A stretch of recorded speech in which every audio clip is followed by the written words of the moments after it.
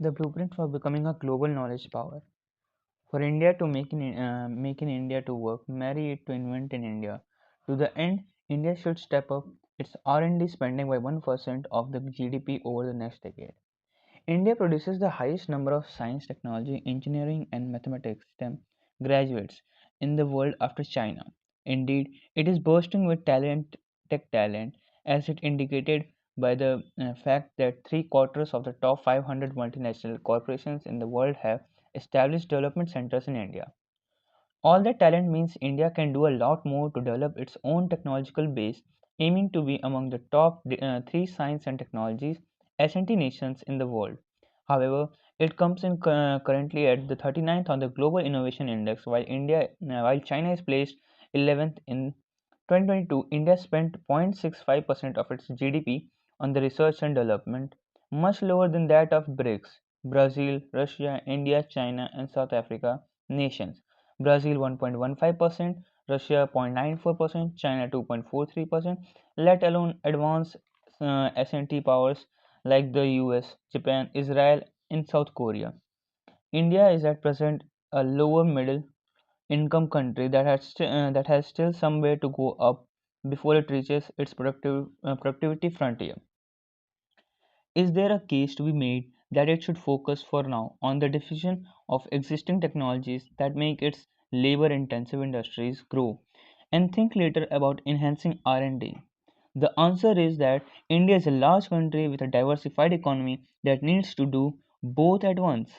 While the economy certainly needs to grow its labor-intensive sector to pursue the holy grail of generating jobs at scale, India cannot ignore the fact that skill and capital intensive areas such as pharma, chemicals, automotive, etc., currently dominate its industrial sector.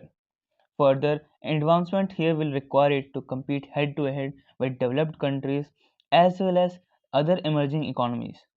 R&D is needed for deep tech startups to thrive and for large Indian companies to take on global competition. In short, for the economy to grow to Indian aspiration. Second, as labor costs rise, even intensive sectors need local innovation to raise productivity, increase value addition and export and keep the Indian economy globally differentiated. China and South Korea are two prominent examples of countries that invested heavily in S&T, even at low per capita income levels, and reaped phenomenal growth as a result. Apart from underfunding, Indian R&D is still anchored to an old model where research is not only funded majorly by the government and carried out chiefly under its auspices, but also focuses on few priority sectors such as defense and space. Globally, since the latter half of the 20th century, R&D investment have shifted from being primarily government funded to primarily privately funded. While research at higher educational institutions (HEIs) also plays a key role, productive R&D establishments are characterized by intense collaborative exchange between government and industry and academia. One can conceptually separate the funding and performance of research, and there are massive advantages to making universities and HEI key players in the latter. They bring in competition, interdisciplinarity, new thinking, and diverse interest to performance of research, while churning out a steady stream of students trained in research. Stanford University, for example, played a certain role in the early development of Silicon Valley, and it is still significant contributor to its success. Fortunately, new initiatives such as Anusandhan National Research Foundation promised to revamp some of India's outdated funding structure.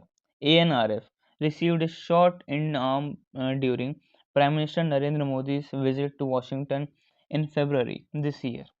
When two governments agreed to get the US National Science Foundation NSF to partner ANRF for research and critical emerging technologies, the key to ANRF success will be understanding how effective research is done and developing strong project management capability. ANRF can also be given a structure analogous to NSF or the US Defense Research Project Agency (DARPA), with efficient program management.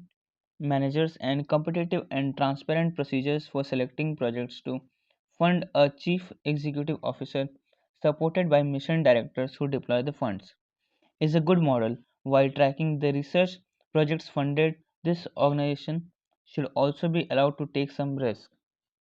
Early stage research needs a project open ended exploratory work that won't always be successful but produces breakthrough that shapes the future. In the union budget, the government also announced a 1 lakh crore innovation fund to provide long-term loans at low or nil interest rates for projects at a cutting edge of tech innovation. To stimulate India's deep tech ecosystem, this amount should be disbursed within the next 3 to 5 years. It can function in a manner complementary to ANRF, while the latter helps Indian HEI become world class institutions that carry out upstream research, pushing forward the frontiers of knowledge. The former can help industry commercialize mature technologies for the market. South Korea was poor in 1970 but experienced rapid growth over the next 2 decades. In the same period, its R&D spending went from 0.4 to 2.5 of its rising GDP. Chinese spending on R&D also went up from 0.6 to of its GDP during the late 1990s to 2.4 currently. It is also the best growth years. India should step up its R&D spending by 1% of GDP over the next decade, going from 0.65 of GDP to at least 1.6 of GDP by 2035. Out of this, 1% of GDP should also be spent on R&D by India's private sector, going up from 0.25 of GDP at present. It is worth remembering that between 1975 and 2005, which was also the period when South Korea went from being a lower middle income to developed nation, R&D investments by its corporate sector soared 800 times in dollar value.